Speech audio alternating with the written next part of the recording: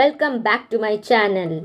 ഇന്ന് നിങ്ങളെ പഠിപ്പിക്കാൻ പോകുന്നത് പാഡിങ്ങും മാർജിനുമാണ്. അപ്പം നമുക്ക് വീഡിയോയിലേക്ക് കടക്കാം. നമ്മൾ ആദ്യം തന്നെ ഡീകോഡ് ഓപ്പൺ ആക്കുകയാണ്. എന്നിട്ട് അതിൽ പുതിയ ഫയൽ ക്രിയേറ്റ് ചെയ്യാണ്. ക്രിയേറ്റ് ഫയൽ നിൽക്കുകയാണ്. HTML സെലക്ട് ചെയ്യാണ്. നമ്മുടെ ഫയലിൻ്റെ പേര് കൊടുക്കുകയാണ്. അപ്പോൾ നമ്മുടെ ഫയൽ ക്രിയേറ്റ് ആയിട്ട് വന്നിട്ടുണ്ട്. നമുക്ക് ഡിഫോൾട്ടായിട്ട് കുറച്ച് സാധനങ്ങളൊക്കെ വന്നിട്ടുണ്ട്. നമ്മൾ സാധാരണ ഇത് കളയാതാണ് പതിവ്, പക്ഷേ നമ്മൾ എക്സാമ്പിളിനായിട്ട് ഇത് തന്നെയാണ് ഉപയോഗിക്കുന്നത്. നമുക്ക് വേണമെങ്കിൽ ഈ ബ്രാക്കറ്റ് ഒന്ന് കളയാം. ഓക്കെ, ഇനി നമുക്ക് ഇത് എങ്ങനെയാണ് ചെയ്യുന്നതെന്ന് നോക്കാം. ഇപ്പം നിങ്ങൾ നോക്കിയാൽ ഇത് ഇത്തിരി ചെറുതാണ്, അപ്പോൾ ഞാൻ കാണാൻ വേണ്ടിയിട്ട് ഇത്രയും കൂടി വലുതാക്കുകയാണ്. അപ്പോൾ ഞാൻ ഇവിടെ സ്റ്റൈൽസിൽ വന്നിട്ട് അത് എഡിറ്റ് ചെയ്യാണ്. സ്റ്റൈൽ എന്നിട്ട് അതിൻ്റെ ഉള്ളിൽ ഡിവ് ടാഗിനും ഹെഡിങ് ടാഗിനും കൊടുക്കുകയാണ്. ഇപ്പോൾ ഡിവ് ടാഗിനാണ് ആദ്യം കൊടുക്കുന്നത്. എന്നിട്ട് ഫോണ്ട് സൈസ് കൊടുക്കുകയാണ്. ഫോണ്ട് സൈസ് ഒരു 50 പിക്സലാണ് ഞാൻ ഇവിടെ കൊടുക്കുന്നത്. എന്നിട്ട് സെമിക്കോളൻ ഇടുകയാണ്. ഇപ്പോൾ ഇത്രയും കൂടി വലുതായിട്ടുണ്ട്. നമുക്ക് ഹെഡിങ്ങും ഇതേപോലെ തന്നെ വലുതാക്കേണ്ട ആവശ്യമുണ്ട്. നമുക്ക് ഹെഡിങ്ങിനും പുതിയൊരു സാധനം എഴുതാം. മറ്റേതിൽ എഴുതിയാലും മതി, പക്ഷേ നമുക്ക് അത് ആവശ്യമുണ്ട്, അതുകൊണ്ടാണ് ഇപ്പോൾ എഴുതാത്തത്.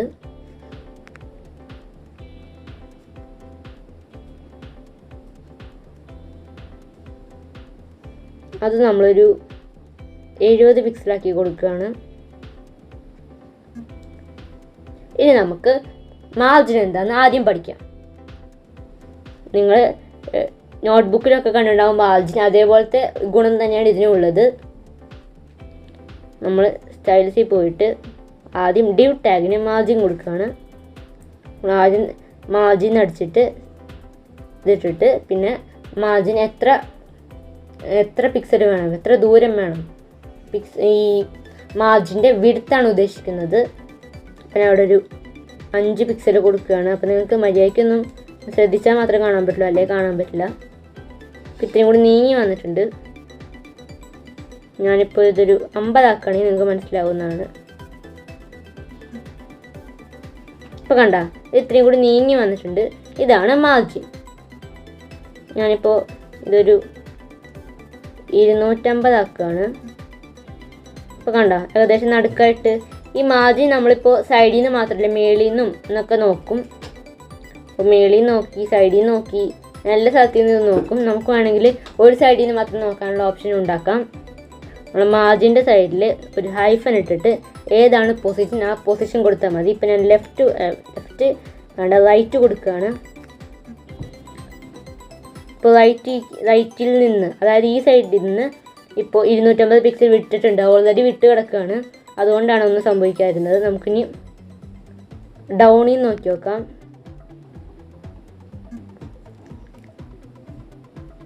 ഡൗണിൽ നിന്ന് ഇപ്പോൾ 250 പിക്സൽ വിട്ട് കിടക്കണേണ്. അപ്പോൾ അതും കാണാൻ പറ്റില്ല. നമുക്ക് അപ്പിൽ നോക്കി നോക്കാം.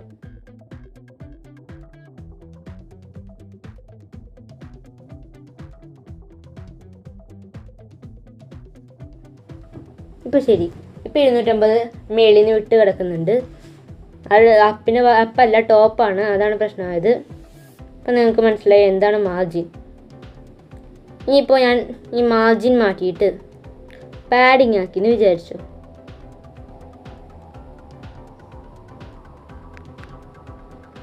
അപ്പോൾ പാഡിങ് ആക്കുമ്പോൾ ഇതേപോലെ 250 മേളിൽ നിന്നും സൈഡിൽ നിന്നൊക്കെ വിടുകയാണ് ചെയ്യുന്നത്. അപ്പോൾ എന്താണ് ഇതിൻ്റെ പ്രത്യേകത? നമുക്ക് ആദ്യം ഈ മാർജിനിലേക്ക് തന്നെ വരാം. ഇതറിയണമെങ്കിൽ നമ്മളൊരു ബോർഡർ ഇടേണ്ട ആവശ്യമുണ്ട്. നിങ്ങളിതിനൊരു ബോർഡർ ഇട്ട് നോക്ക്.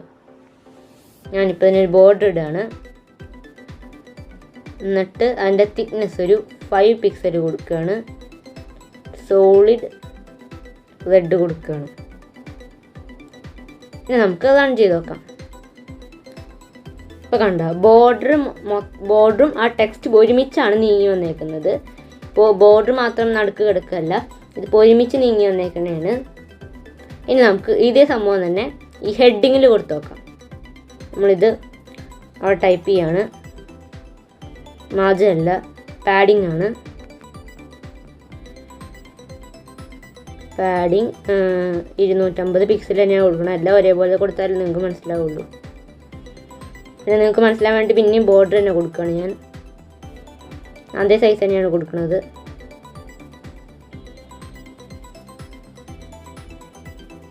ഇപ്പം നിങ്ങൾക്ക് മനസ്സിലാവും എന്താണ് ഇത് തമ്മിലുള്ള വ്യത്യാസം എന്ന്. അപ്പോൾ നമ്മൾ ആദ്യം ചെയ്ത മാർജിന് ബോർഡർ ഉൾപ്പെടെ എല്ലാം അതേ വലുപ്പത്തിൽ തന്നെയായിരുന്നു. അതിൻ്റെ പുറത്താണ് സ്പേസ് വിട്ടത്. എന്നാൽ പാഡിംഗ് എന്ന് വെച്ചാൽ അതിൻ്റെ അകത്താണ് സ്പേസ് വിടുന്നത്, ബോർഡറിൻ്റെ അകത്താണ് സ്പേസ് വിടുന്നത്. ഇതാണ് രണ്ടും തമ്മിലുള്ള വ്യത്യാസം. ഈ പാഡിങ് നമുക്ക് നേരത്തെ മാർജിൻ പറഞ്ഞ പോലെ തന്നെ പാഡിങ്ങും ഇങ്ങനെ ഹൈഫൺ ഇട്ടിട്ട് സ്ഥലം നിർണ്ണയിക്കാൻ പറ്റും. ഞാൻ ടോപ്പെന്ന് കൊടുത്താൽ മേളിൽ നിന്ന് 250 പിക്സൽ കണ്ട. ഇപ്പോൾ മേളിൽ നിന്ന് 250 പിക്സലായിട്ടുണ്ട്. അങ്ങനെ നമുക്ക് ഇത് നിർണ്ണയിക്കാൻ പറ്റും. ഞാൻ ലെഫ്റ്റിൽ നിന്ന് കൊടുക്കുകയാണ്. അപ്പോൾ ലെഫ്റ്റിൽ നിന്ന് 250 പിക്സൽ. ഇങ്ങനെയാണ് ഇതിൻ്റെ സംഭവം. അപ്പോൾ ഇന്നത്തെ വീഡിയോ ഇത്രയേ ഉള്ളൂ. Thank you for watching. Do like, share and subscribe.